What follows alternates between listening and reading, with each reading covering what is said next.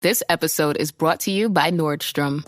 Summer's almost out and fall's calling. Luckily, Nordstrom has everything you need for the season ahead, all under $100. Discover new arrivals from your favorite brands like Mango, Princess Polly, Wave, Free People, BDG, and more. Whether you're planning a last-minute getaway, heading back to class, or refreshing your office looks, you'll find the latest trends and beauty must-haves without breaking your budget. It's easy, too, with free shipping, free returns, and in-store order pickup. Shop today, in stores, and at Nordstrom.com.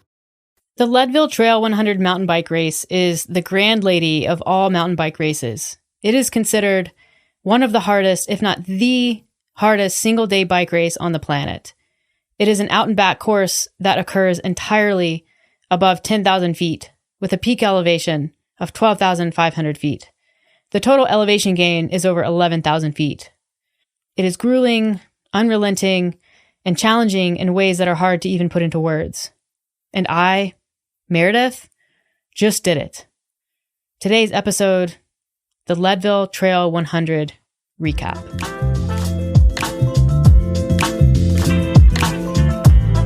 Well, fresh off Leadville, we usually record 2 weeks in advance, but we just got back from Leadville yesterday and we're recording today, and the podcast is released tomorrow, which is kind of cool. It is. It's like one of our quickest turnarounds in a while. How are you feeling? Weirdly okay. Like I remember feeling okay after Unbound, except for my back. Like legs, recovery, everything was really good. And my back doesn't hurt, so pretty much everything feels really good. Which is kind of crazy to me. Yeah. Okay, if you're new here, or you don't follow us on Instagram, or you're just, I don't know, maybe you just tried to find a new podcast because you're bored of the one that you usually listen to. You have no idea what we're talking about. Meredith just did the Leadville 100 mountain bike race, which is 100 miles in the mountains of Leadville. And for people who've never heard of a 100-mile bike race, yes, it's done in one day. Yeah. It's for time. You're not doing stages here, at least for this one. So it's quite the undertaking. And it's, the elevation on it is huge. Like the whole race occurs above 10,000 feet altitude. The peak elevation is over 12,500 feet at the top of Columbine. The total elevation gain on the course is 11,000 feet, which is, if you don't know anything about elevation gain, you can just trust that that's an enormous number. What's the elevation gain on the Unbound 100? On the 100? Yeah, because we're comparing distances. Well, they change the course every year, but I can tell you like roughly what it was this year. Okay, so it says for the 100-mile distance at Unbound, which is in Kansas, but in the Flint Hills, so it's rolling. It's not flat. Yeah. So the 100-mile course has a total elevation of 3,651 feet. So we're looking at 3 to 4 times the amount of elevation. The total elevation on the 200-mile course is still less. It's 10,122 feet. And you're going double the distance. Yeah, so you're not accumulating it in the same manner. So it's much harder. And to put things in perspective, if you're familiar with Unbound or just gravel racing in general, so I think this is why Leadville is categorized as a mountain bike race and why most people are riding mountain bikes is because of the elevation, but also there's a little bit more technical terrain. But we'll talk about that. Yeah. But if you've done Unbound, that's a pretty classic gravel race. So that's why I'm doing the comparison. Yeah. And I've done both. So Meredith, you did the Unbound 100 in about 7 hours? No. 6 hours, 35 minutes. Okay. And then for the 200, you basically somehow did the same pace for double the distance. Not somehow. I mean, you trained a ton. Quicker pace. Yeah. So you finished the 200 in 13 hours. Yeah. Just over. And so just to give you an idea here, Leadville sub 9 is considered extremely good. That's when you get like a big belt buckle. And then anything after that, you get a little buckle if you finish an under 12 hours. So there used to just be only one belt buckle. And it was only, if you finished faster than 12 hours, you got the belt buckle. And then they added some years ago, like the big buckle for going under 9 hours. Yeah. So you finished Leadville in 10:30? Yeah, something like that. So that just kind of gives you an idea of the difficulty of this 100-mile race, especially the fact that not only are you accumulating a ton of elevation, but you're starting at over 10,000 feet in Leadville. Yeah. And let me tell you, I don't necessarily feel elevation. I'm not one of those people that really feels it, but you feel it in Leadville. It's dry. You're closer to the sun. It can be 20 degrees Celsius. Feels like 30 if you're in the sun. Yeah. Like it's different there. Yeah. And it's extremely dry. So there's just a lot of different things that you have to take into consideration. And you don't really have a ton of wiggle room. No. So if you want to learn about elevation, we did a podcast about a year ago on it. Yep. When we were there for the running race. Yeah. But this is obviously we're talking about the bike race and Meredith's experience. So you're feeling okay. Feeling okay. Why Leadville? Honestly, I think it's in that Lifetime series. It's iconic. It's like, it's up there with Unbound 200 and like icon status. So I thought it's actually spaced, like from a timing standpoint, is pretty ideal because Unbound's early in the season. It's like the first weekend in June. And so basically training all winter for that. So I carry, like anyone who's well trained for the 200, you just carry a ton of fitness into the summer. And then for us and where we live, it's a really natural transition to mountain biking, and Fernie's in a valley. So there's loads and loads of climbing to be done. So from like a training standpoint, it was pretty easy to train for and natural to train for.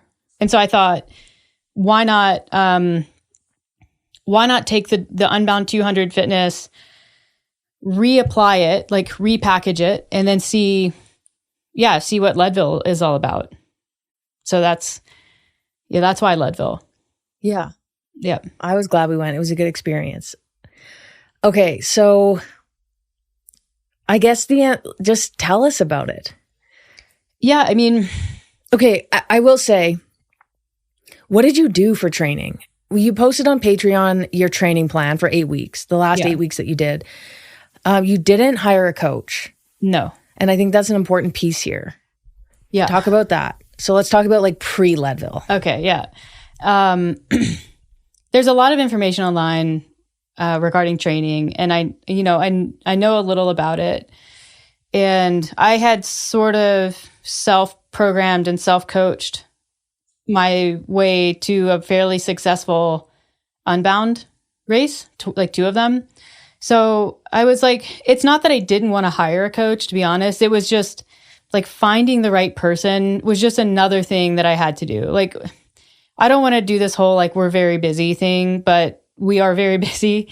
And researching coaches, getting in contact with people, having phone calls, emailing, and all of that with only really like 9 weeks.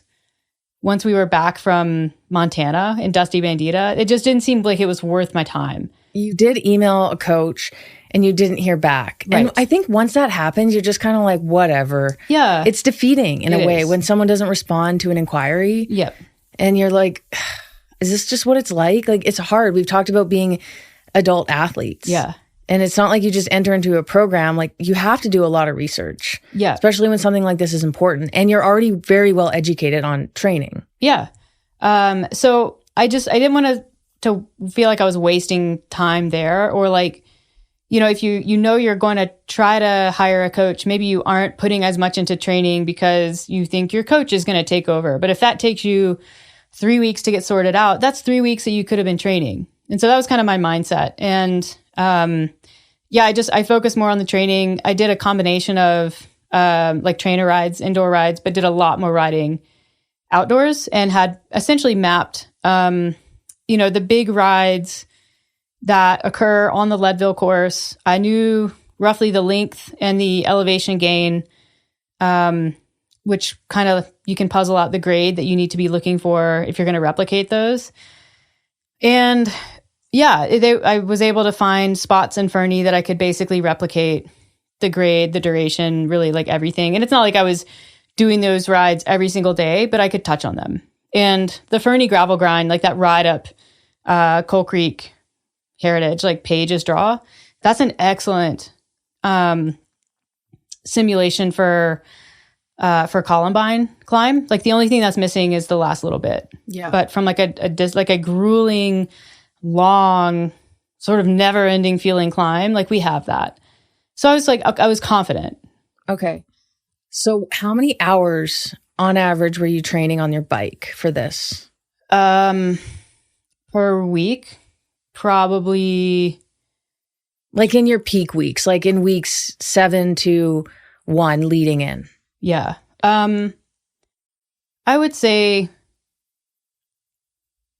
like 12 to 13 hours. Yeah, because the long ride on the weekend would be 3 to 7. Yeah. And so that adds, and then you would do most days like a 60 to 90. Yeah. Yeah. I wasn't doing a ton of really, really long rides during the week. It was basically structured as some very specific styles of training rides. And then one that was in the like 2 to 2.5 hour range. And then the long ride that would be 3 to 7 hours on the weekend. So that's kind of like, and again, that's what worked really well for the Unbound 200 prep. My longer rides for Unbound were a little bit longer, but I knew the day was going to be a little bit longer. So. And you were doing shorter rides during the winter. Right. Yeah, exactly. All right. So you show up in Leadville feeling physically prepared. There was something that was different than the last 2 Unbounds that I was sensing from you. There was like an anxiousness. Mm-hmm. And I wasn't really sure like where that was coming from. And so I would say like, are you okay? Like I could sense you were very stressed and there was like something, especially when we got there. Yeah. And even leading in, there was more, I think you got this a little bit leading into Unbound 100, but I think you were sick. Yeah. And that was where it kind of came from. You were like, I can't train. Am I going to be ready? Yeah. Whereas this one, there was something about your like mentality. Like you didn't have the same confidence. No, I didn't. and you kept saying things like, I hope I'm prepared. There was nothing very specific about what you were saying. It was just like, I hope I can do it. I hope I'm prepared. I hope I did it right. Yeah. It was weird. I couldn't put my finger on it. It was, I wouldn't say a full blown like lack of confidence, but I felt like there were just things that I didn't know. There were things that I wasn't prepared for, but I didn't know what those things were. It wasn't like, I feel unprepared for this. It was like, I felt unprepared for something, but had no idea what. I guess I felt like there were a lot of unknowns. And that was making me anxious. Yeah. Like very nervous leading into it. Yeah. Yeah. And I think that in hindsight, that was bang on. Validated the concern for unknowns. Yeah. I will say the unknown that I could put my finger on that I felt nervous about was the altitude and how that was going to affect my, ability to get oxygen, breathing, heart rate specifically. And of all the things, that is probably was the least influential. I felt like pretty okay. How it was going to impact your fitness. Yeah. I thought the altitude specifically would impact my ability to regulate my heart rate and effort, and it didn't. Yeah. Like I remember people saying last year when we were there, and then when we watched some of the documentaries around Leadville, people would explain being at elevation like breathing through a straw. Yeah. And for me, running, I only did some easier runs, but I didn't ever feel that. It was coming up in other ways. And I think that's for you too. Like you never felt like you could not breathe, but it showed up in other ways. Yeah. The elevation factor. And I was always able to recover from it, even if it was like, I kind of made a joke, like the hills hill a little harder. Like in it, that's true. Like you notice your effort doesn't exactly align with the terrain. Like if your brain is calibrated to climbing in Fernie, you're going to look at something and you're going to be climbing it and it's going to feel a little bit steeper, but that's super easy to manage. And then as soon as I was done climbing, I recovered right away. Mm-hmm. So that was kind of a non-issue in that regard, I guess. Yeah, I mean, I guess to back up. So the experience in Leadville is just super different from like a vibe and an energy standpoint compared to Unbound. And part of that is because it's a smaller race. It's just, there aren't as many people that do it. It's 1,500. Yeah. Whereas Unbound is like over 5,000. The town did not seem it was not as accommodating. Like I got yelled at right away by a local, and basically he was just like mumbling about basically like, screw the bike race. These days are over. And I was like, oh. And it's like, sorry for spending however millions of dollars in your town to keep this town alive, mister. Right. Yeah. And which is the whole point of the Leadville series. Yes. Because the town was going to become non-existent. Yeah. Leadville has such an interesting history, and I was reading it because part of it is we were driving around on Wednesday night, before we headed to Twin Lakes, and you're like, you know that there aren't a ton of people that live in that town, but you're looking around, or I was, and I was like, I don't know, it's like kind of big. And there's it feels bigger than Fernie. A lot of junk around. Like not junk, but just like stuff. Like it looks like people live there, but the population is only like 2,400 or something.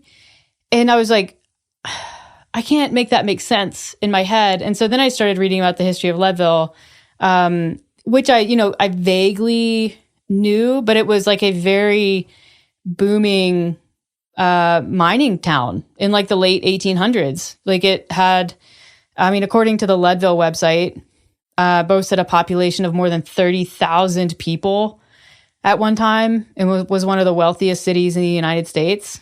And, that's kind of what you get when you mine for gold and silver back before the Silver Act sort of diminished the value of silver. And then when the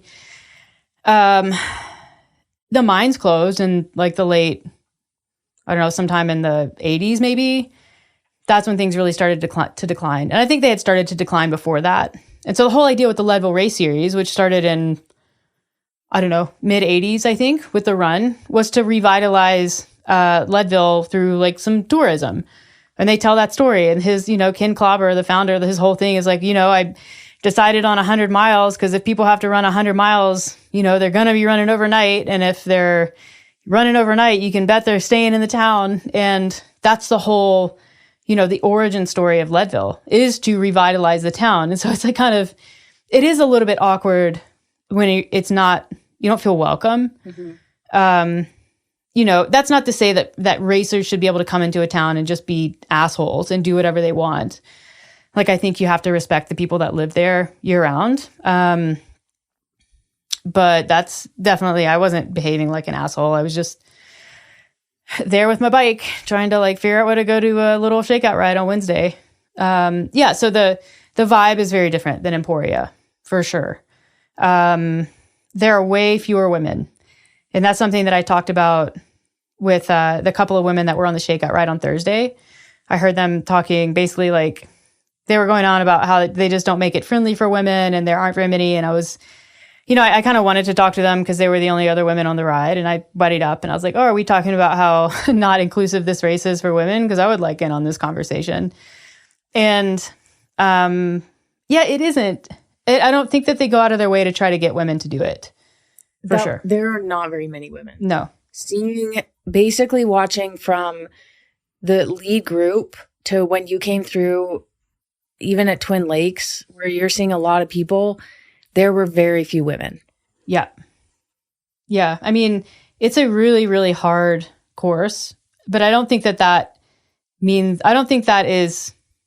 it's not that women can't do it. Yes. There are plenty out there who are crushing it. Uh-huh. It's the fact that they're just not. No. You said the other day it was very intimidating. And I don't think it's the course that's intimidating. No. I think it's the atmosphere. Even being there, it was like, once you're in the bubble, you're at the venue or the whatever you call it, where you get your check-in and stuff. Yeah.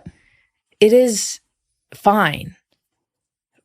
But there's not as much. It's not like Unbound. No.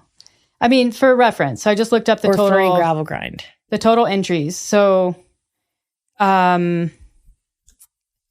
there were 1,431 men. So just over 1,400, and there were 214 women. Yeah. So that's not very many. And you feel that, which is, it is what it is, but it does change the way it feels a little bit. A little, yeah. Especially near Corral. I think there were 3 other women. Yeah. Yeah. Not very many. And they don't have the shakeout rides. It's a different thing. It's a different vibe. I like Unbound better. From a whole weekend standpoint, that race is a party. Yeah. Yeah. So anyways, what was I saying? Talking about the experience. Mm-hmm. Yeah. The shakeout ride was fine. Again, it was organized by like one of the sponsoring companies, a bunch of men. They didn't communicate how long we were going out for, distance or duration, really where we were going. We got to where we were going, and then they were like, let's just go a little more. And I thought that was really unprofessional and inappropriate because I didn't want to do a big shakeout ride. And it ended up being kind of a big shakeout ride. But yeah. Anyways, it is different. The thing, I was glad that I got into a front corral, like not because the way that they do it, and this is also something that I struggle with a little bit. Whereas Unbound, if you're not in the pro field, you self-seed based on your projected finish time. So, if you're going to finish the 200-mile race in 11 hours, you go to the sign that says 11 hours. If you're going to finish it, you would in a marathon. Literally, exact same. And that's a race that has 5,000 people. Maybe not 5,000 doing the 200, but loads of people doing the 100, and they seed it the exact same way. With Leadville, they have corrals, and you have to essentially qualify into the corrals. And if you've never done Leadville before, you don't have any qualifying events that they're willing to consider, you just get stuck in the back, like the brown corral. And that's a problem because there's a ride out, and then you kind of immediately start a climb. And the climb it can be a little bit on the narrow side. And so it bottlenecks kind of right at the beginning. And then the fear is you're off your bike, you're walking up St. Kevin's, you're losing time, and the cutoffs are like a little on the aggressive side. So if you can't get around people, you're kind of just screwed potentially for the whole day. So I was able to convince them to, like with some of my previous results, advocate for myself and get up to a faster corral. So I knew I wasn't going to have to worry about the bottleneck on St. Kevin's. I knew I was probably going to get past because it's all men and they have different gearing on their bikes and a gravity advantage. And the start is downhill. And that's kind of exactly what happens. But that's fine because I would rather be passed than have to pass people. Oh, yeah. Especially on that climb because you get to at least pick your line. And then if people want to go around you, they have to pick a different line. So there'll be more to this, but someone we knew did it last year and didn't make the Twin Lakes cutoff, which is about 1/3 of the way in before you go up the main climb, which is called Columbine. Yeah. So one thing to note about Leadville is it's out and back. So you do 50 miles out with multiple climbs. I think there's 3 like big ones with a big one at the very end of the 50 miles. And then you basically do a UE and do the exact same course back. So You're descending everything that you climbed and you're climbing everything that you previously descended. So what happened with her is she was in the back in the start and ended up getting to the first climb, which she's fully capable of climbing, but is now walking her bike up a hill because she has no other option because everyone's walking. And the problem is like, there are probably so many people who are thinking, I can climb this. But if like 2 people start walking, that starts it. Yeah. And so whether maybe it's they don't have the technical abilities to climb or they don't have the fitness to climb. Yeah. One of the two, it just sets off this domino effect of people having to walk their bikes up. You're in bike shoes, which are so stiff and have no grip. And then second thing is you're using muscles that you haven't trained. Yeah. Your calves, your feet, your hamstrings, your glutes, things that you don't use on the bike or you don't use in the same way. Yep. So what happened with her, she just got incredible bad cramps right at the beginning of the race and couldn't recover. Plus she was too slow to make it to the next, to make it to the cutoff. Yeah. And that's kind of what happened to you later on in the race. Yeah. So really once I got to the climb, like to the first, the St. Kevin's climb, I stopped getting passed at that point. So I sort of held that pace, and I was super glad, because when you hear people talk about the race, that's the one that they talk about. They're like, just do whatever you can to not get bottlenecked on St. Kevin's. And so in my head, I'm like, fantastic. I'm through this. I got to the top of that climb, which is Carter Summit. And then you come down a little bit, and then you start climbing up Sugarloaf, which is the second kind of major climb of the course. And then Sugarloaf is when you start descending Powerline, which is kind of the first sort of X factor of the race, because it's really, really steep.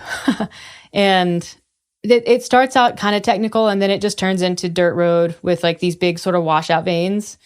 And that was where some separation started to occur, because you saw people who were very, like, pretty adept at climbing, but just extremely nervous to go downhill. Gotcha.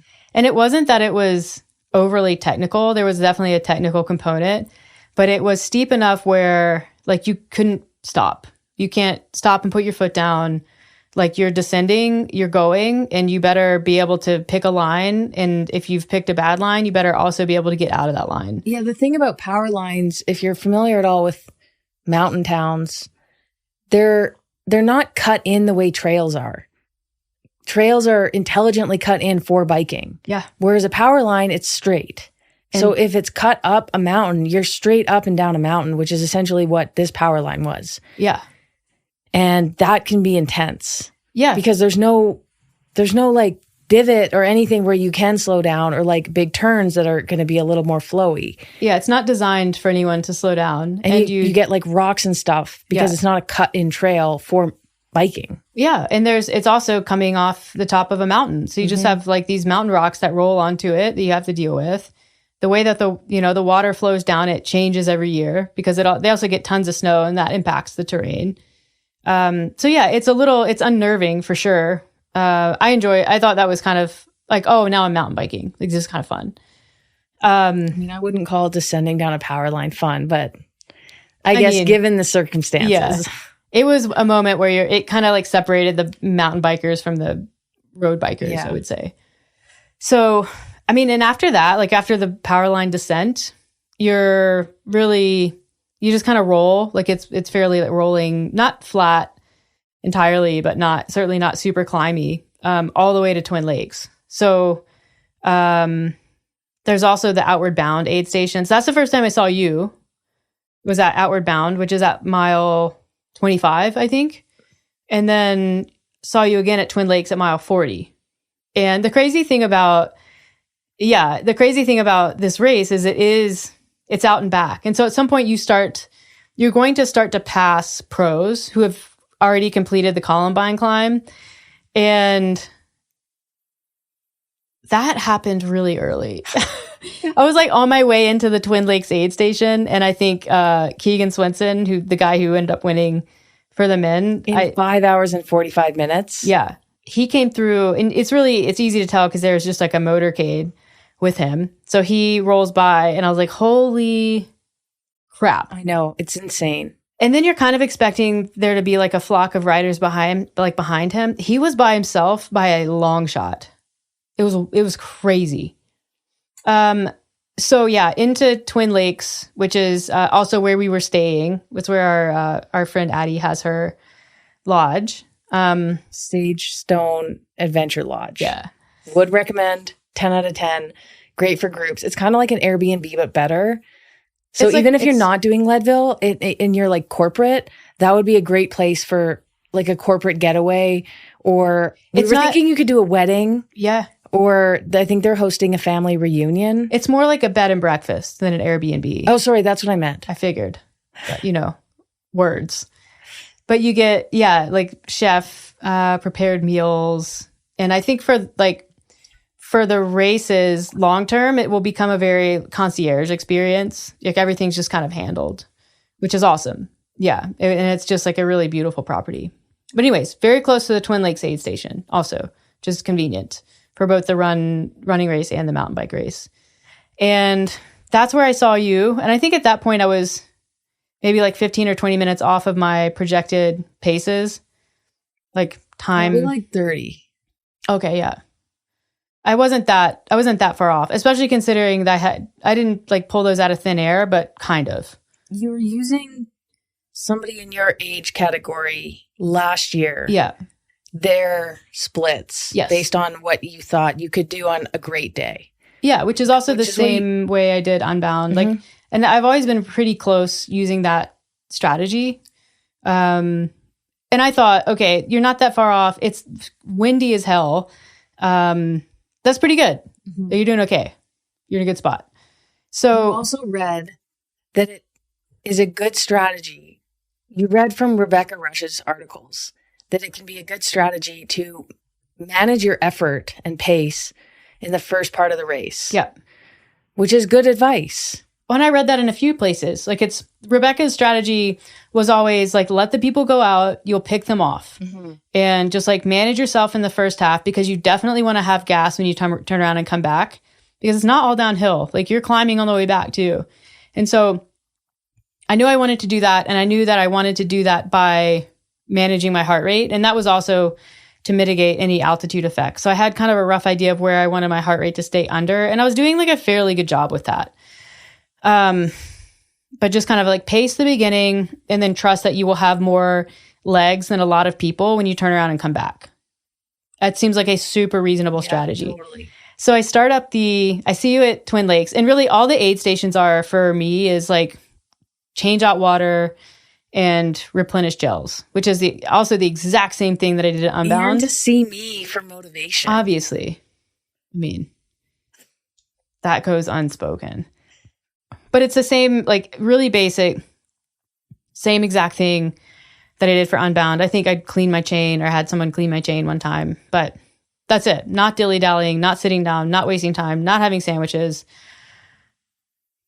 That was the game plan. Very different from what you would expect at the 100-mile running race. Yes. Because you're not out there for 30 hours. You don't need to sit down in a chair. You don't. Most people are in and out of those aid stations. It was crazy to like the setups that people had. I'm like, you aren't camping out here, right? Oh yeah, some people were really, but like tables and stuff. And like, what are you doing? It was hard at Twin Lakes because I had to park like way, way down low. Yeah. Most people couldn't park, but we got a parking pass because of the corral that you were in.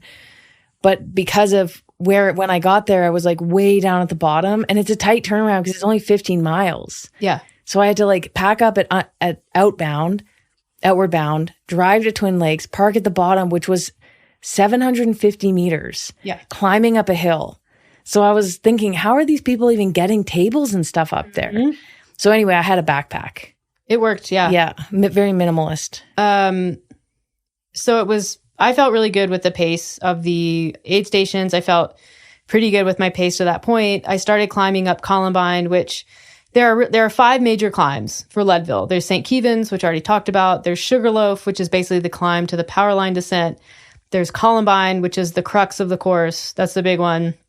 Then at the top of Columbine, you turn around and you ride back through Twin Lakes aid station, back through Outward Bound aid station, and then you climb Power Line, which is the other side of Sugarloaf, and then Turquoise Lake Road, which is the descent from St. Kevin's to Sugarloaf. If that makes any sense.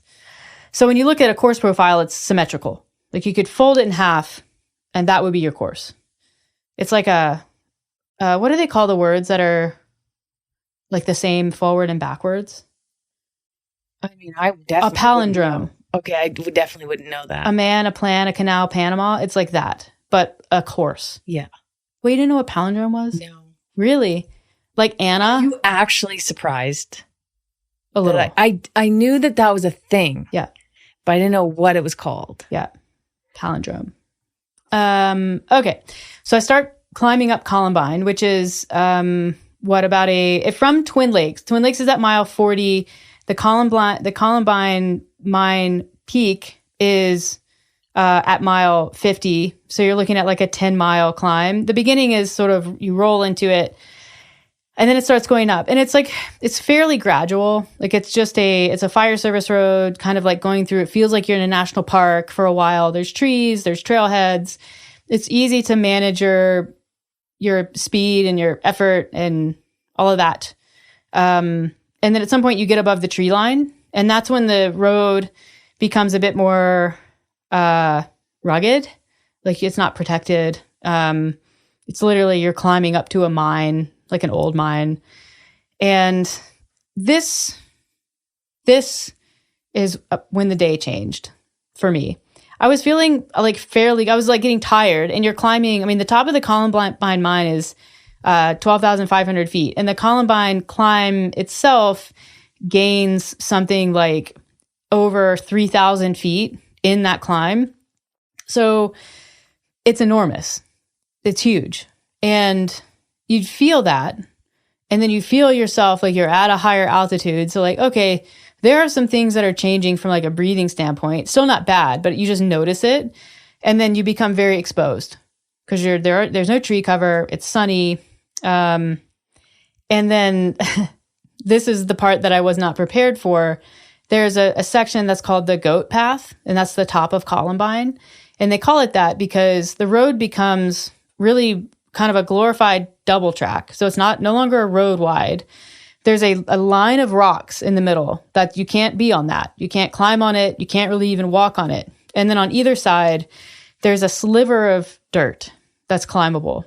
And if you were one of the first people up there, or in like, not even one of the first, if you were quick to that point, you get to climb either side of that sort of rock middle. You can climb on the left, you can climb on the right, you get your pick. But as soon as people like the pros get to the top of Columbine and turn around and start descending that same road, you no longer get to climb the left. And so the whole field bottlenecks to the right hand side of that goat path. And that's fine. It's still totally climbable, in my opinion. Like the incline is a little bit steeper. It's a little bit technical because you have little rock outcroppings that you have to navigate. But the problem is the second that someone puts a foot down, everyone puts a foot down. And that probably happens a little bit here and there with like the front groups, the faster people. And then maybe, people hop off and dart around and find a way to keep riding. But when that starts happening in mass, like when you have more than 20 people up there putting their foot down, it cascades down the mountain. Yeah. And when you're at the aid station, which is where I was, it's not like you would think over the course of 100 miles with only 1,500 people, they would get spaced out, but they don't. No. Especially with the cutoffs. Like everyone there is good. Yeah. Everyone looks really fit. Everyone looks like a prepared biker. I mean, looks are only one thing, but clearly like most people are making it to the cutoffs and prepared for this. Yeah. And so you actually don't get spaced out very much. When you're at the aid station, people are coming through at a very rapid pace and sometimes in packs. Yeah. And if a pack comes through of like 10 people, it's only about, 15 or 20 seconds before there's another 2, 3, 4 people. Yeah. So it's not like, you're spaced out. No. It's very compact, even at the early and the late aid stations. Yeah. Even when you're moving at speed. Yeah. So yeah, Columbine, it's not like, oh, you're just with a couple people like you're out mountain biking with your buddies. Yeah. It's a stream of people, I can imagine. Yeah. I knew because I had, operated in kilometers and I had milestones. Like I knew where the aid stations were and I knew the kilometers for the major climbs. I knew what the turnaround point was. And when I got to that point and I had to get off my bike, I looked up and it was probably the most disheartening feeling that I've had in a really long time. Because all you can see for a good 2 kilometers is a line of people on their feet, not on their bikes. I would have lost it. Yeah. Like there were little, there were some gaps that had formed just because some people hike faster, but it's not like you can be like, oh, there's a gap, let me get around. Like you just have to deal with it. But it's like, it would be like being on a 2-lane highway with double yellow lines. Yep. In traffic. Yep. But you actually have to physically exert yourself to keep moving, inching your way up. Yeah. I don't know if I could have handled that. It was an overwhelming feeling for a minute. And then it kind of just becomes, for me, I was like, well, Like, what are your options here? Like you can't turn around. And the only way to get to where you want to be and where you need to be is this. So I guess this is it. You just figure out how to do it. But it was extremely slow and extremely painful because, like you said, I'm hiking in shoes with carbon fiber soles. Like, they don't bend. And so, number one, pretty much every step that I took, because it was off camber and rocky, like, my foot would roll. And so, like, the risk of rolling my ankle was extremely high. And so you're kind of just having to pay attention to that. And then because the soles don't bend, like, my calves and my hamstrings are just taking the brunt of the effort because I can't really use my feet. And you know this about me. I have horrible feet. I know. There's one trail here. It's called Lactic. And to get to a really fun down trail, you have to climb it. And I'm convinced that it's unclimbable.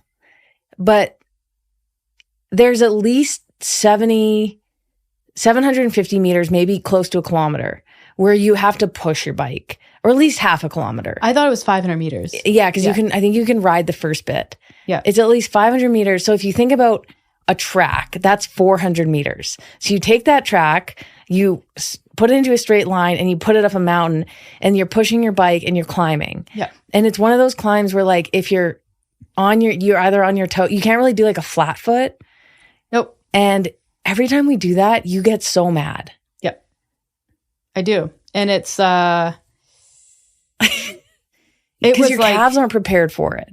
No, I think that lactic, and you do have bad feet. Ridge is only, I think you're climbing on foot for maybe 300 meters. I bet you, I think it's longer. I have it up right now. I think there's some climbing before you get to the main It is push. Yeah.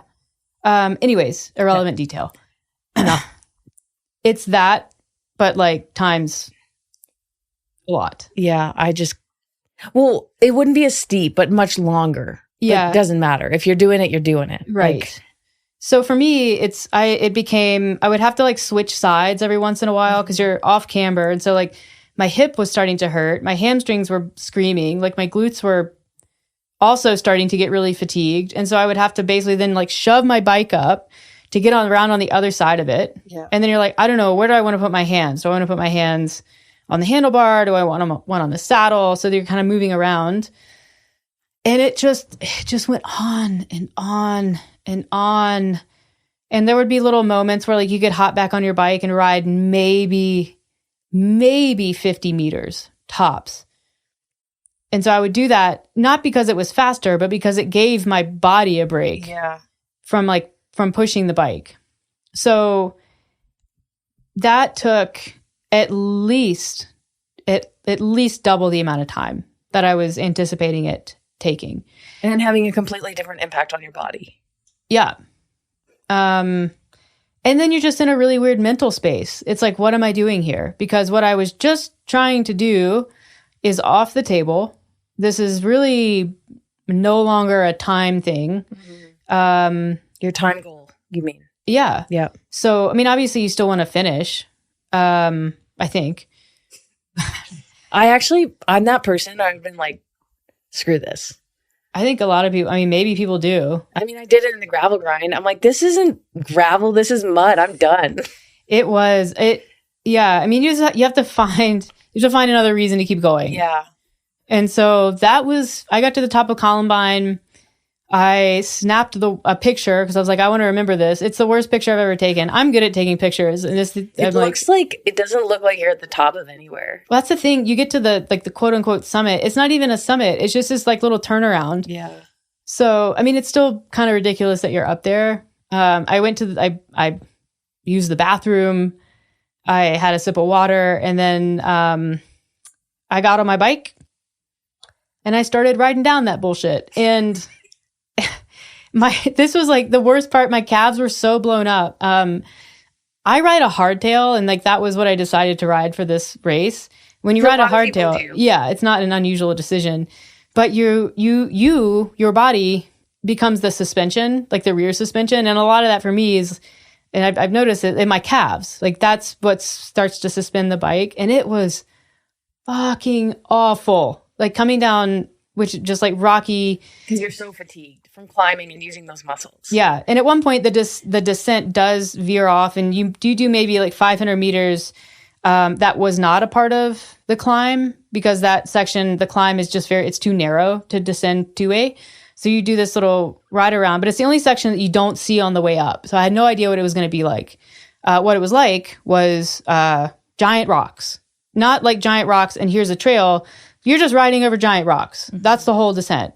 And so my calves are like screaming. I had this ridiculous almost crash. I don't know how I didn't absolutely destroy myself in that crash. Like I somehow got spun around. I unattached myself from my bike and I kicked my leg over, did a twirl in the air, landed on my feet, and then also managed to catch my bike and prevent it from hitting the ground. I got like a slow clap from somebody behind me. Who was also biking. Yeah. He was like, was that it like was a slow clap but verbal. Yeah. Version? It was like, oh, that was spectacular, I think is what he said. Yeah. Okay. I was like, I don't know what that was, but I'm sure glad it didn't hit the ground. But he didn't actually clap. No. Okay, I'm just fact checking over here. Yeah. You can't, it would be very dangerous to clap with both hands. Yeah, the descent takes it's a frustratingly short descent. It took probably 25 minutes. Tiring. It's a very tiring descent. It's a long way to go. But yeah, the whole way down, I was just like, what, this is like, how am I going to do this? Like, what am I going to do? And at that point, I didn't realize the other mistake besides the pacing mistake that I had made. Because really, had I just not paced so much, I would have been able to climb that on my bike. Yeah, so this is what I realized as well. There was someone that was staying in the same lodge as us. And I saw him come through Twin Lakes, so right before the Columbine climb, about 20-ish minutes before you. Maybe, 10 minutes here or there, 20 to 30. And then when I heard what his overall time was, which was 9:12, it was shocking because it made me realize most likely, and I don't know this for sure, that being ahead going into Columbine by just 30 minutes allows you to get up and down Columbine way faster. Yep. You don't lose what could be an hour or even 30 minutes. He said he climbed most of Columbine. Yeah. So we think that because you paced too much and had too many people ahead of you who weren't, and whoever, maybe it was just one person. Maybe it's just the day. You just got unlucky, but that caused the whole domino effect of climbers. But we thought that if you had just stuck with this guy at a faster pace, you would have been up and down Columbine way faster. Yeah. Which I don't think is the way that races should be. Well, I understand every race is different. Yeah. But that to me is unfair. We can circle back to that. Okay. I just wanted to explain where you were going with that. Yeah. It's, I didn't know. We'll talk about that too.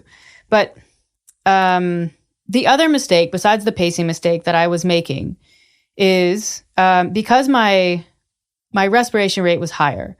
So I was managing the altitude pretty well, but I did notice that I was just taking more breaths than normal. Then I noticed I was breathing a lot, and it was also a little smoky, whatever.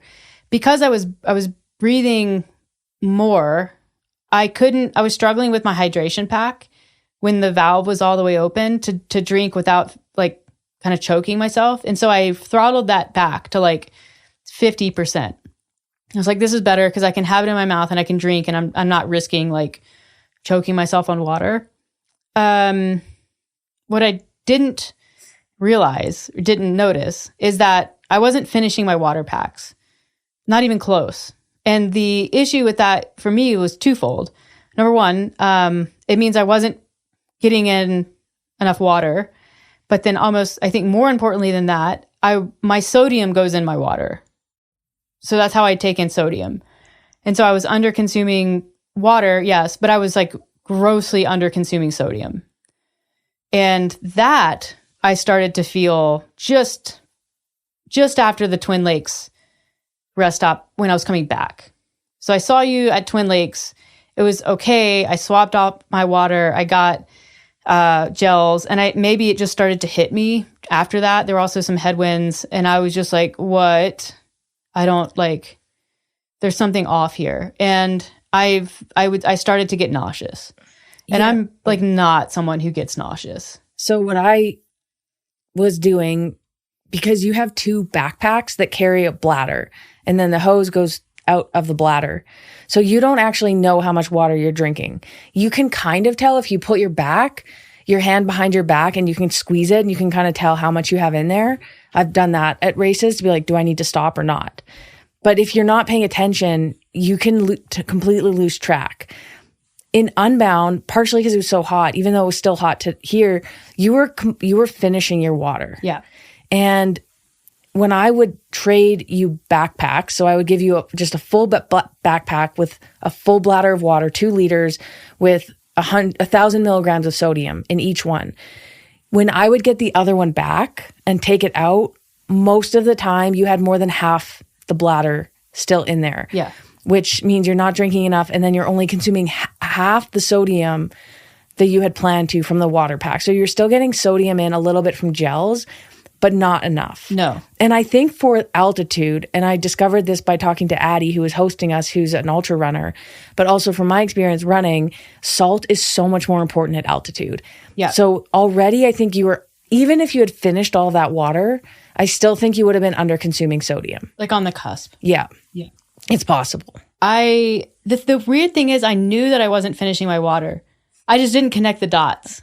You know what I mean? Which we'll unpack this, but it was just such a weird mistake for me to make, because I have generally a lot of awareness of at least water, at least the importance of water. But I also knew the sodium was in there. And I just was like, I was so distracted. I think I got so distracted really by the whole day, but definitely with the Columbine situation, that I just stopped paying attention to something like that, which is crazy. You were in pretty good spirits when you hit Twin Lakes coming back after Columbine. Yeah. I think you said like that was fucked. And I was like, well, what do you mean? Like hard? Like, I don't know. You're climbing up a giant mountain. Yeah. I didn't know what had happened. And I think it's so fast. Yeah. They were just like, I don't know. I'm whatever. But you were still in good spirits. I was a little nervous because I could see you were falling off your predicted pace. But I think you were just like, like we thought, Leadville could bring anything. Yeah. So you were in good spirits. And then, at least for me, and then you took off to where I was going to see you next, which was outward bound. Yeah. And that's when things had taken a turn. Yeah. Like you said. And it was pretty obvious when you saw me. Yeah. Your body wasn't okay. Well, you weren't moving well. The 15 miles between Twin Lakes and outward bound on the way back in is when I started to feel like the effects of, I think, low sodium, and just having screwed that up so badly, because I would get nauseous if I drank anything, if I ate anything, and then if I exerted myself too much. And it started to click.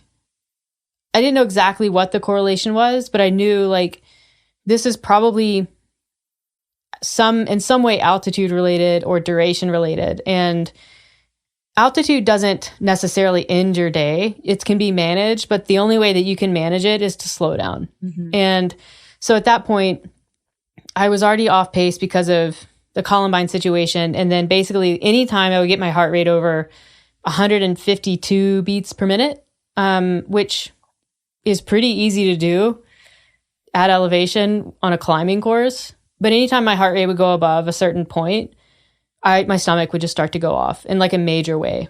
And what I didn't want to happen, I didn't want to throw up because that worsens your hydration status. I definitely didn't want to have diarrhea because that is actually kind of dangerous.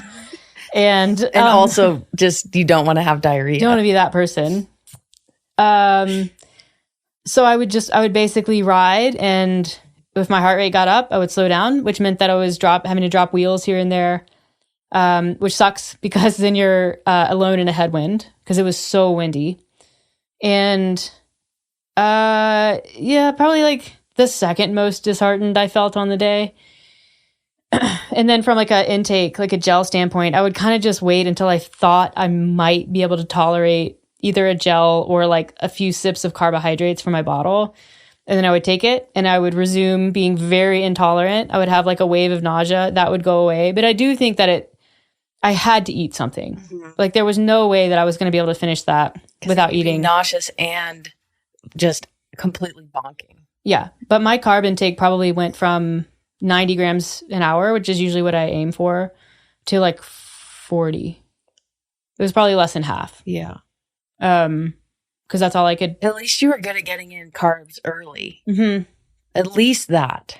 Yeah. So when I got to Outward That Bound, probably saved you, to be honest. Probably. By like your very diligent carb intake when you could do it. Yeah. Yep. So I saw you at Outward Bound, which is 25 miles from the finish, or I guess technically 29. I was just very uncomfortable.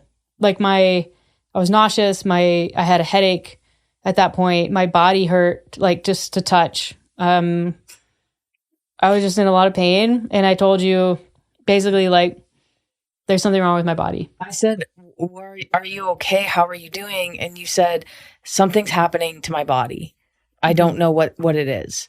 And it looked like you were cramping. It just looked painful, sore, but not at Unbound. You were able to say like, my low back is messed up. Yeah. This was system. General. Yeah. And you didn't, it was concerning to see. But I didn't want to stop. I was like, I need to keep going. Yeah. Because if I stand here or I sit down, like I'm not gonna keep going. It's kind of funny when you come through the aid stations. I'm like helping you and you're there and you're experiencing it.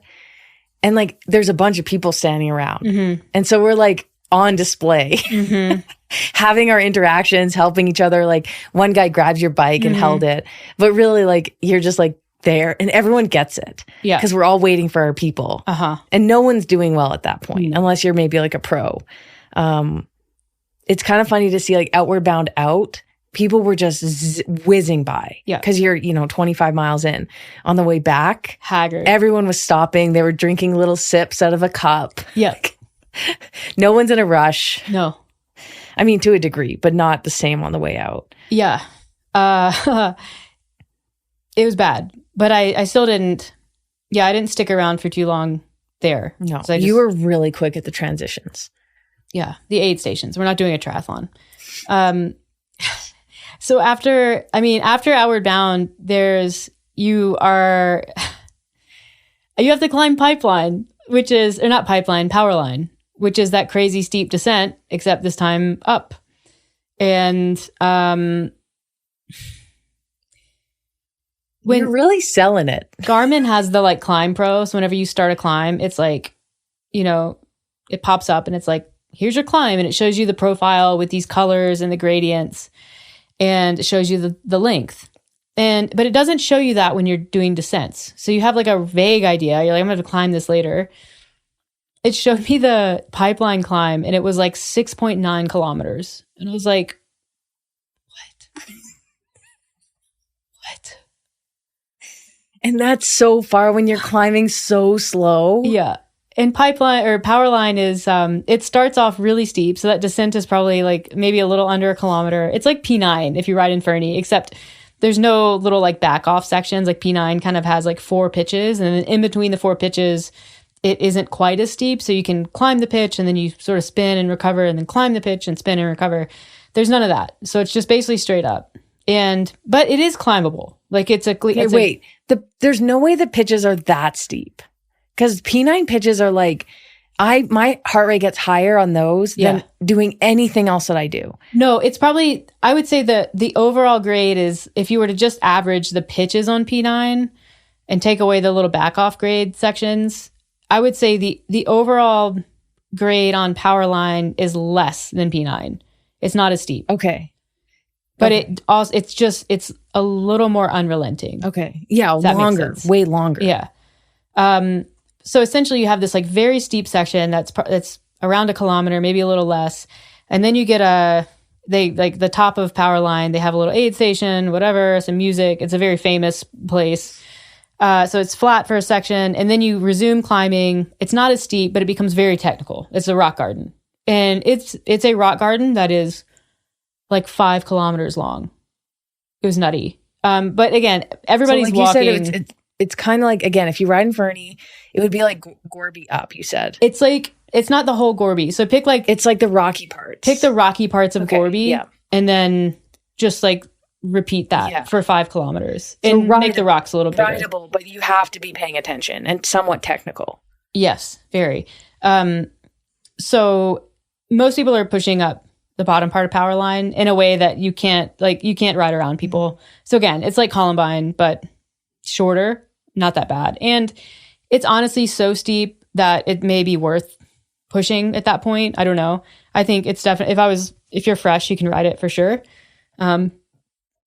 If it's clear, you can probably ride it fatigued, but when there's people, probably not. Okay. So I walked that was fine. And then got to the top. And again, I'm just moving kind of slow at this point, but got to the top, got on my bike, and then sort of started the rock climb, like the rock garden sort of 5 kilometer area. And I don't know what it was about that. I think it just like, it gave me something to do because I really love technical climbing. It's like my favorite. And most people were walking that section too. And I was like, screw that. I was like, I'm cleaning this. Like, I'm going to ride this entire section without putting a foot down. And I did. And it's like, I mean, it's technical. It's still climbing. You're still going up. There's a lot of little sections where you have to kind of like ratchet and move around. But it was like the mental project of it. The fact that it was slow. It was low cadence. And during all of that, like I was able to manage my heart rate. Mm-hmm. So it was honestly like the perfect little like thing to take up however much time it took up, because it distracted me from how bad my body felt. It was just like I was able to kind of get in the flow of focusing on like the technical aspect of this particular part of the course. And that's probably like, when I think about the whole day, that's what I'm holding on to. Okay. That makes me really happy. I like it. Yeah. And you said some people were complimenting you on your lines. Yeah. I got towards the end and this person had jumped on my line. They were like on and off their bike, so they would like miss something, and then they would catch back up, and they were just kind of riding my line. And he was like, "You pick really good climbing lines," and I was like, oh, "I'm from Fernie, thanks." I'm sure he like noticed that I didn't, put my foot down also, but yeah, that's my win for the day, I would say. And even like the guy that we were staying with in the lodge, I asked him if he rode that, and he was like, "Heck no." So I was like, "Ha." Yes. Anyways, after that, you descend for a bit, and then you climb back up to Carter Summit, which is the sort of backside of St. Kevin's. And that, again, it like Garmin popped up. It was like, here's your next climb. And in my head, I'm like, there were a few on the way out that were really short because it shows you how many you have total. And there were 17 climbs on the course. And there were a few that were like 800 meters, 500 meters. Like they were really short. So in my head, I'm like, oh, it'll just give me some short ones and then we're done. So it pops up with the Carter Summit climb and it's like 5.3 kilometers. And I was like, what? What do you mean? Okay, were you ever close to crying? Yeah. At that point, were you? No, I'll tell you. Okay. So that's the Turquoise Lake thrown my bike. Road climb. I would have thrown my bike. And this is boring because it's a literal paved road. You're just climbing on a paved road for like... At least you're not walking it. Yeah, true. So finish that. And again, this whole time I'm having to do the heart rate thing. So I'm on wheels, off wheels, on wheels, off wheels. And then you descend for a little bit. You kind of come through some dusty sort of farm roads. And I knew the way that the course ended. So it's not a 100-mile race. It's 104 miles. And they divert you at the end. That's so rude. It is. And that's extra 10K. Mm-hmm. So even for me, I'm sitting there waiting, counting down the like 0.1 kilometers on your Strava, knowing that you have to go to 170 and not just 160. Yeah. So they divert you. And I had done the end on the end of the course on the shakeout ride. So I knew what it was. And Garmin, it pops up and it's like, I knew that there was one more climb left because I did that Turquoise Lake Road climb and it was like climb 16 of 17. Mm-hmm. And I was like, okay, I got one more. I was like, but it's going to be short. Right. Pops up 4.8 kilometers. I was like, what? That was when I almost shed a tear. Just I was so overwhelmed. I was like, I can't. I actually have to quit. I need to quit this. It's too much. Did anyone around you at that moment emit a vocal like, what? I was waiting for it because a lot of people had Garmin's and they all the Garmin's make the same noises. Yeah. And so you can tell when a Climb Pro is starting because it makes this like unique chirp. And so I'd hear people's Climb Pros, of whether they were behind me or in front of me. And I was like, how am I not the only one that is There's just no like, way. I'm sure people were like, this is fucked up. The good thing is the final one, after I got over the number, because that's the first thing I saw. Yeah. Wasn't steep. It shows you the gradient. And so like the colors, red, if it shows you like black, that's crazy. I don't think I've ever seen black on mine. It's like so dark maroon that it's black. Okay. There was plenty of black on this situation. But it was like, there was like a little bit of a climb and then it showed green. And green means, okay, you're all right. It's like close to 0%. You're maybe looking 1%. at a false flat here. Yeah. And I was like, I can do false flat. So it was like actually mostly green. And then you make this funky little right and you climb up another rock garden for maybe like 400 meters. And then you're basically climbing on road, like all the way back. Okay, but you'd done that climb. Yeah. It was just shocking to see the number. Because when I did the shakeout ride, I didn't have Climb Pro. So I didn't know. Okay, right. I didn't know the distance. Right. Because I wasn't navigating. Gotcha. Yeah. So then you ride up Boulevard. And so you kind of get to the top and then it's like a little bit of a flat down and then you go back up. And I almost threw up. That was like the closest I came to throwing up. Ironically, was within probably 300 meters of the finish. Don't know why. I think I was trying to push it a little bit. Mm-hmm. And then my body was like, don't do that. Here comes a danger burp. So I had to back off. And then, it got to the finish. It has this like little red carpet. And part of me was like, you're not going to ride on the red carpet because you don't deserve to ride on the red carpet. But then if you watch the video of the finish, I actually do kind of hop over onto it at the very end because I was like, don't be ridiculous. But as I was riding up, I remember feeling emotional after Unbound. As I was riding up to the finish line for Leadville, I actually got choked up. Like I let out one single sob, like a that. I just got really, really emotional for 25 meters or so. Like I almost felt like I was going to lose it. Like ugly cry my way across the finish. But then I finished and I collected myself. Yeah, you were totally neutral at the finish, which is surprising. I was expecting more of a Unbound situation because of how you were at the last station that I saw you at. Yeah, I didn't want to be, how do I say this and not sound like a total weirdo? I didn't want to be sad for my result. Mm-hmm. And I felt like if I don't control myself in this moment, I'm going to be sad for my result. And I don't want that. And so I tried to collect myself and like get a little perspective. And just be like, yeah, that was hard. That was hard. I wanted to stay out of my feelings about the outcome because I had gotten over that and I didn't want to like resume that pity party. Good for you. Yeah. But that wasn't why I sobbed. I don't know. I was just like... Probably just the amount of emotion you had to control the whole day. Yeah. Just had to come out in some way. Yeah. And it did. just right there. Yeah. Well, wow. I mean, good for you. That's so hard and so much harder in a completely different way than you were probably expecting. Yeah. My intuition about the race was accurate. Mm-hmm. I didn't know that it was going to have the impact to my overall day. But then, at the end of the day, I learned a lot about the course in that race. And, the process of doing it, of moving through it, of experiencing it, of being present, of like looking up and talking to people about it, like during, like that was different. And that's commendable, mm-hmm. I think. Like it's, you don't have to have a standout time or a standout result for the day to still be like a victory and a win and a very commendable effort. And honestly, like I'm super proud that I didn't give up. I didn't back off. Like I rode the line of like what I could give it on the way back in. I was riding that line the entire time. And so like I emptied the tank.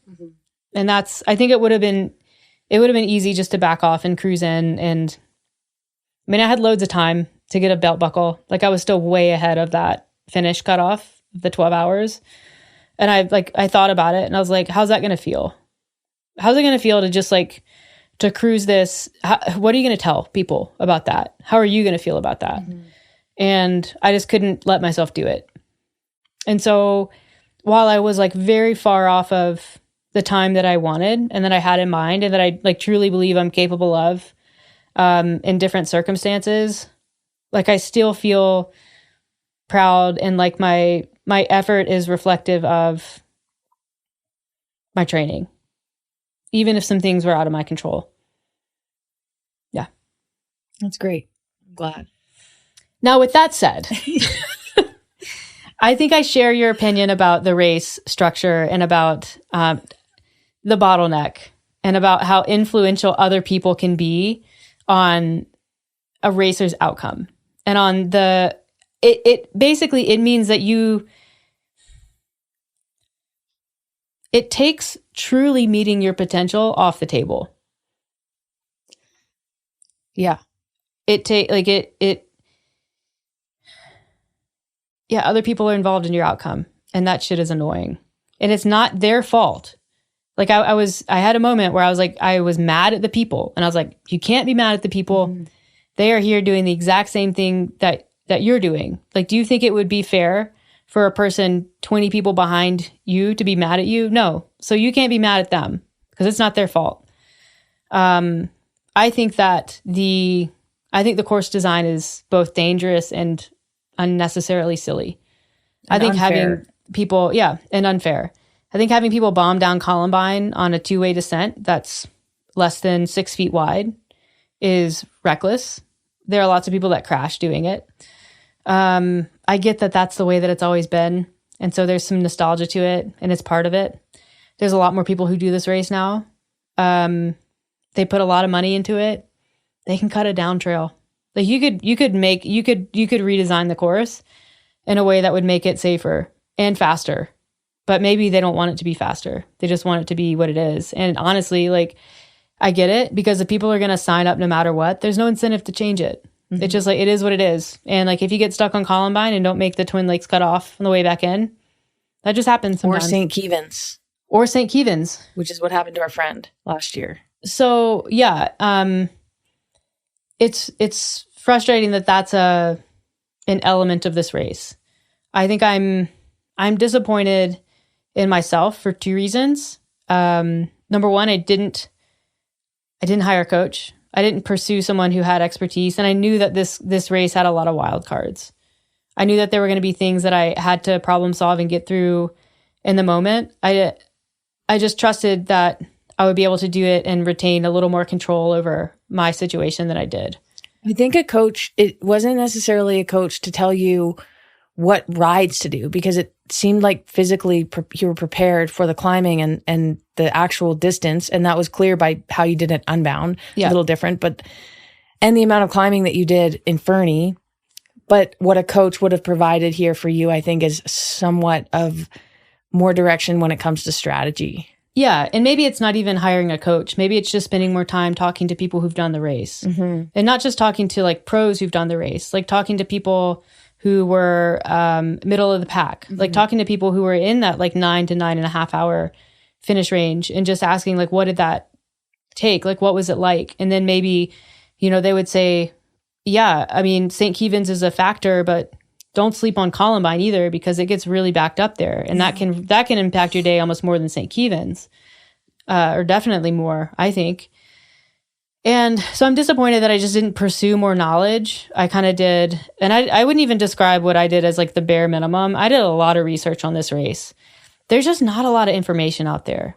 And it's probably because there aren't, like in the grand scheme of races, it's actually not very big.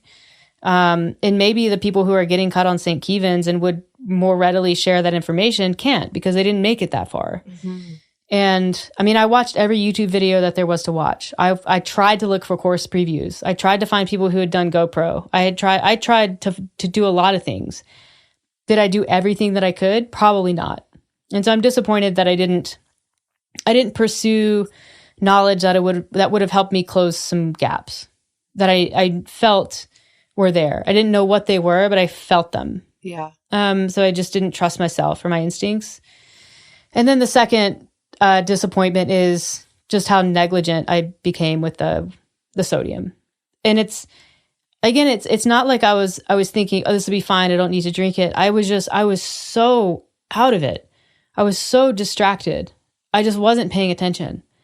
And that's just not like me. And I don't know what exactly contributed to that. I think the level of novelty in the race was distracting. I didn't take my ADHD medication, but I definitely wasn't going to take that and then try to ride at altitude. So that was a decision. Because it can impact your heart rate. Right. I don't think that was it. It's just, it is a thing. Yeah. So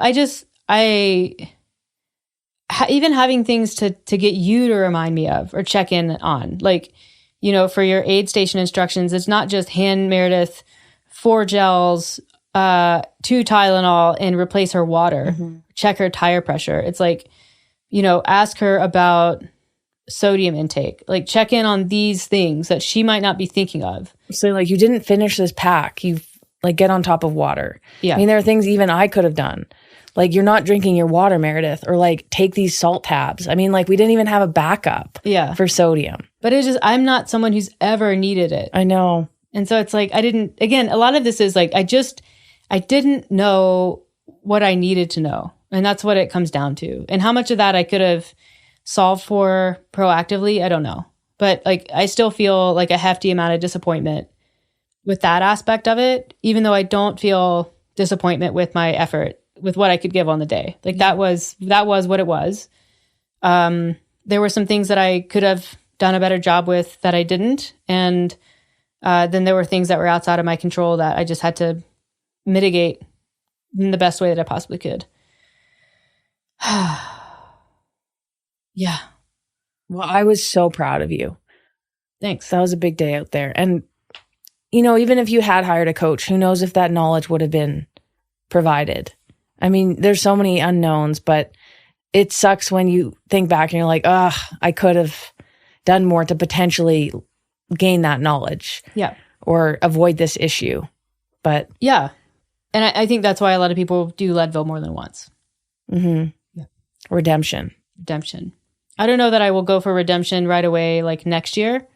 I think I want to do some other ones. But I do think I'm going to give it a little bit of time and do it again. With more knowledge, more experience, probably a bit more fitness, definitely more fitness. More experience in mountain bike racing. I mean, if you think about it, like, you hadn't really ever done a mountain bike race before. Yeah, but I don't think this one deserves to be called a mountain bike race. I know, but it's different, and like, there's more climbing in a mountain bike race and a lot of gravel races. Yeah. And then on top of that, even though that it wasn't super technical, it was technical enough. And like, you don't know, there might be mountain bike races out there that people climb on their feet, a lot of climbs. Like, you learn things that might be not novel to mountain biking, but were novel to you in Leadville because you just didn't know. Yeah. Who knows? Yeah, but more experience mountain biking for sure. Or mountain bike racing. I have plenty of experience mountain biking. Yeah. Yeah.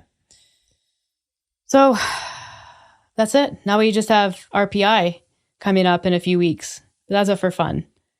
That's not necessarily. You said Dusty Bandita was for fun, and then you took off with the lead pack. But that's because that was what felt fun on the day. It was for fun, and that was fun. So fair.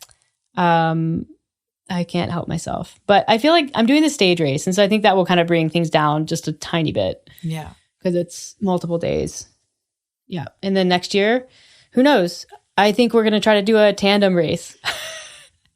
Maybe. Yeah. No, I want to do a tandem 100-mile gravel bike race with you. Yeah. We just have to find a bike sponsor. It'd be really fun. Who gets to be in front? Me. You do? Can you? I think I should. I think it would be more aero if you were in front because you're a little taller. Yeah. And you sit up a little higher. But I I think it would be better if you're in front.